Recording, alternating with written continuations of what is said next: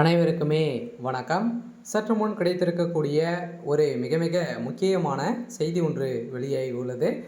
சற்று முன் கரூர் வழக்கில் 12 காவலர்கள் அதிரடி கைது, சிபிஐ விசாரணையில் சிக்கிய ஆதாரம், இது மாதிரி பார்த்தீங்கன்னா செய்திகள் வெளியாக இருக்குது. இப்போ அதிரடியாகவும் பார்த்தீங்கன்னா கரூர் நடந்த சம்பவத்தின் அடிப்படையில் 41 உயிர் பார்த்தீங்கன்னா உயிரிழந்த சம்பவம் பெரும் அதிர்ச்சியை ஏற்படுத்தியிருந்தது. ஸோ இதை தொடர்ந்து பார்த்தீங்கன்னா அதிரடியாக அந்த வழக்கை சிபிஐக்கு மாற்ற வேண்டும் அப்படின்ற மாதிரி பார்த்தீங்கன்னா பாவகவுடைய தலைவர் விஜய் அவர்கள் மேல்முறையிட்டு இப்போ சிபிஐ விசாரணையில் இருந்திருக்கு. இந்த விசாரணை அடிப்படையில் அதிரடியாக எக்கச்சக்கமான ஆதாரங்கள் சிக்கியிருக்கு.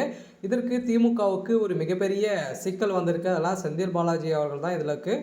ஸோ தொடர்பு அப்படின்ற மாதிரி பார்த்தீங்கன்னா ஒரு தகவல் வெளியாகி இருந்த நிலையில் சங்கு பாதுகாவலராக இருந்த 12 காவலர்கள் கைது செய்யப்பட்டிருக்கக்கூடிய நிலையில் இப்போ அதிரடியாக பார்த்தீங்கன்னா சிபிஐ விசாரணையில் தெரிய வந்திருக்கு. சில சிபிஐ விசாரணை 12 காவலர்களும் பார்த்தீங்கன்னா விசாரணைக்கு ஆஜராகியிருக்கக்கூடிய நிலையில் அவர்கள் கொடுத்த வாக்குமூலத்தின் அடிப்படையில் இப்போ அதிரடியாக செந்தில் பாலாஜி அவர்களுக்கு சொல்லிய சம்பவம் பெரும் பரபரப்பை ஏற்படுத்தியிருக்கு. ஸோ இதை பற்றி இந்த வீடியோவில் நம்ம முழுமையாக பார்க்கலாம். ஸோ அதுக்கு முன்னாடி நம்ம சேனலுக்கு இப்போ தான் நீங்கள் முதல் முறையாக வந்திருக்கீங்க அப்படின்னா மறக்காமல் நம்மளுடைய சேனலை சப்ஸ்கிரைப் பண்ணி சப்போர்ட் பண்ணுங்கள்.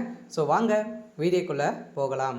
ஸோ பார்த்தீங்கன்னா கரூர் வழக்கில் விஜய் அவர்கள் பிரச்சாரத்தில் ஈடுபட்ட போது ஸோ அங்கே ஒரு மிகப்பெரிய கலவரம் ஏற்பட்டு 41 கூட்ட நெரிசலும் காரணமாக 41 உயிர் உயிரிழந்த சம்பவம் அதிர்ச்சியை ஏற்படுத்தியிருந்தது இல்லையா. ஸோ இந்தியாவே திரும்பி பார்க்க வைக்கக்கூடிய அளவிற்கு முதல் முறையாக வரலாற்றிலே நடந்தது.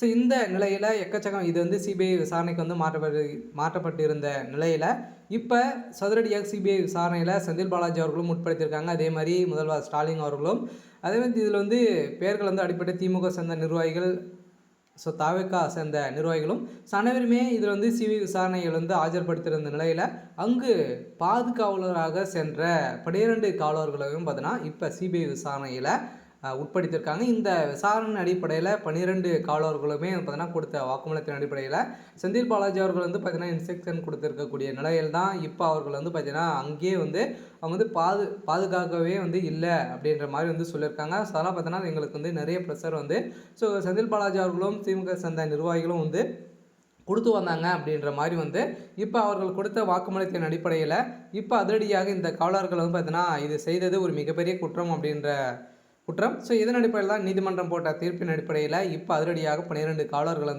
ஸோ அதிரடியாக ஒரு வாரத்துக்கு பார்த்தீங்கன்னா அவங்கள கைது செய்யப்பட்டிருக்காங்க. ஆனால் செந்தில் பாலாஜியுடைய கதை ஒட்டுமொத்தமாக முடிய போகுது. சரி, ஓகே. ஸோ இன்னைக்கான அப்டேட் இதுதான். ஸோ மறக்காமல் நம்மளுடைய சேனலை சப்ஸ்கிரைப் பண்ணி